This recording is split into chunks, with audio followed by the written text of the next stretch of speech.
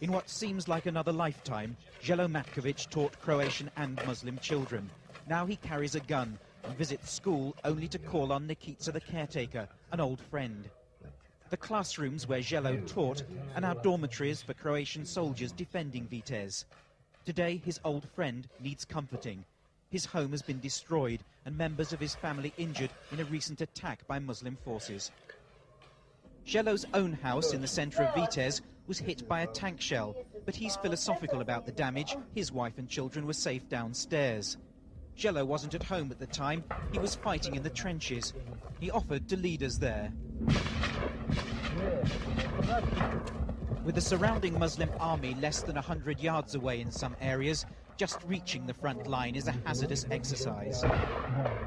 Although both sides have some artillery and heavy weapons, the real battle for Vitez is being fought by infantry in World War I style conditions.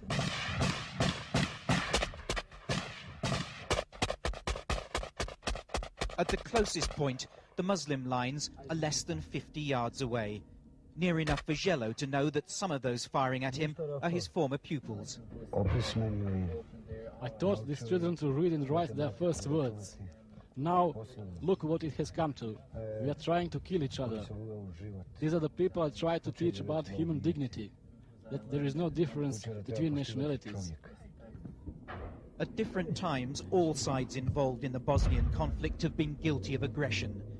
Jello, the schoolteacher, blames greedy politicians and military leaders for turning neighbour against neighbour, but says he and his fellow Bosnian Croats have no choice but to defend their houses and families against their former friends. Vinko Pavlovic, a bus driver, told us until recently he was driving Muslim refugees to shelters in Croatia.